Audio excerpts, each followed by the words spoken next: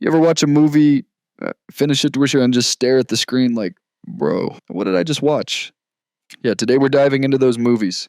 Films that make zero sense at first glance, but the more you think, the more your brain melts, in a good way. These aren't confusing by accident. These films are confusing on purpose. Layered, symbolic, bold, and straight up genius. So let's jump into 10 brilliant films that make no sense. And that's exactly why they're masterpieces. Mulholland Drive, 2001. David Lynch didn't make a movie, he made a fever dream. A lost woman, a mysterious crash, a blue box, shifting identities, and absolutely no clear reality. This film doesn't tell you a story. It invites you to assemble one yourself. Some people say it's about Hollywood dreams. Some say it's about guilt. Others say, bro, don't even try, just enjoy the chaos. And honestly, they're all correct. Primer Ties here in 2004. A sci-fi movie made on a budget smaller than your new phone, but more confusing than your entire school life combined. Time travel movies are usually messy, but this one needs a PhD to understand. Two engineers create a time machine by accident, and then timelines branch and overlap and duplicate until it becomes a mathematical nightmare. But that's exactly why it's brilliant. You feel like the movie itself is a puzzle daring you to decode it. The Fountain, 2006. 3 timelines. One man, one woman, one eternal love story, stretched across centuries. But what's real? What's symbolic? Is it reincarnation, hallucination, grief, metaphor? No one agrees. And that's the magic of it. This is a movie that hits your emotions first and leaves your brain catching up afterward. Donnie Darko, 2001. A giant rabbit tells a teenager the world will end in 28 days. If that sentence already makes no sense, congratulations. Welcome to the movie. Time loops, tangent universes, hallucinations, fate versus free will. You aren't supposed to understand it on the first watch. In fact, people have been debating this film for 20 plus years, and still no one fully agrees what actually happened. Synecdoche, New York, 2008. This isn't a movie, it's an existential crisis disguised as cinema. A theater director tries to recreate his life as a giant stage play, but the play becomes bigger and bigger until it starts swallowing reality itself. And people age, buildings rise, actors replace actors, until you forget what's real and what's performance. This is one of the most ambitious and baffling films ever made. A masterpiece wrapped in a midlife meltdown. Guys, can you please subscribe to my channel? I'm about to upload a big video on Robert De Niro, how he built his empire, and how he dominated the screens in the 90s. Don't miss it. And now Upstream Color, 2013. There are films that confuse you, and then there are films that feel like they're dissolving your brain in real time. Upstream Color is one of those. It refuses to explain anything, refuses to guide you, and refuses to hold your hand. Yet somehow it still manages to hypnotize you. Shane Carruth, the director, is the same guy who made Primer, a time travel movie so complicated that even NASA engineers gave up on it. But Upstream Color goes beyond complexity. It dives into pure emotional, abstract storytelling. The story? A woman gets kidnapped by a thief who uses a parasite to hypnotize her. She escapes, tries to rebuild her life, meets a man who seems to have gone through the same thing, and slowly they discover that their memories, emotions, and identities may not even be their own. Confusing? Yes. Pretentious? Maybe. But beautiful? Absolutely. This is a film that's not meant to be understood. It's meant to be felt. Every frame is dreamy, every cut is poetic, and every sound hits like a pulse. It's a cinematic fever dream where nothing fits, yet everything connects.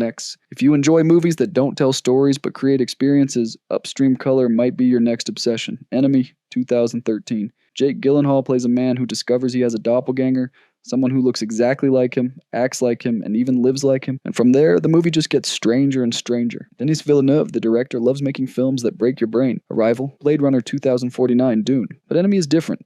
This one wasn't made to entertain you. It was made to disturb you. The film is filled with cryptic imagery, especially spiders. Giant spiders, symbolic spiders, metaphorical spiders, and a final scene that made half the audience scream and the other half stare silently at the wall, questioning life. The beauty of Enemy is that it doesn't give you answers. It doesn't want to. It's a movie about duality, identity, addiction, and self-destruction, but it hides all of that under layers of metaphor and surrealism.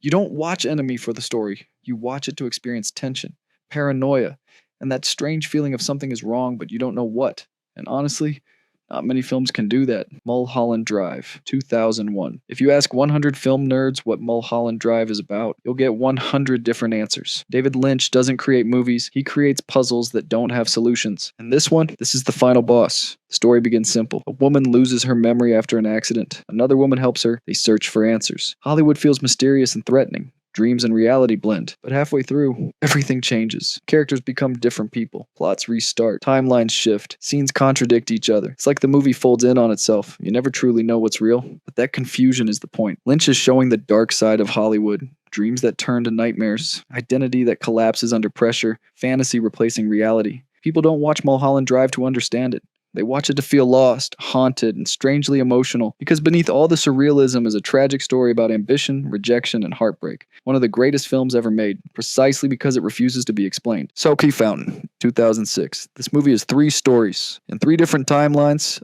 starring the same 2 actors, possibly playing the same characters, or reincarnations, or mere metaphors. No one knows. You have a conquistador searching for eternal life, a modern-day doctor trying to cure cancer, a future astronaut traveling inside a bubble through space. 3 narratives, connected emotionally but not logically, merging into a single theme: love, death, and the desperate human wish to escape mortality.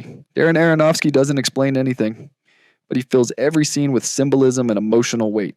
The visuals are breathtaking, the music is legendary, and the entire film feels like a dream about acceptance and loss. Some viewers said it's nonsense, others said it's the most beautiful love story ever filmed. Either way, you can't forget it. The Mirror, 1975. Let's end with the grandfather of films that make no sense. Andrei Tarkovsky's The Mirror isn't a story, it's a memory. Scenes jump between childhood, adulthood, dreams, war, poetry, and fantasies with no explanation and no structure.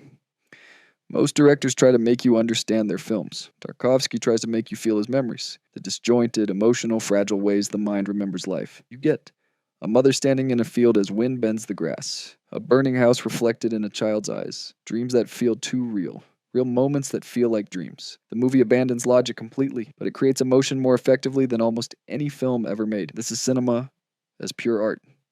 And that's the beauty of cinema. Not every movie needs to explain itself.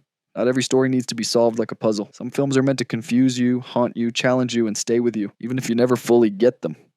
Because sometimes the best masterpieces aren't the ones that make sense. They're the ones that make you feel something you can't explain. Let me know in the comments which of these movies confused you the most, or which one you're planning to watch next.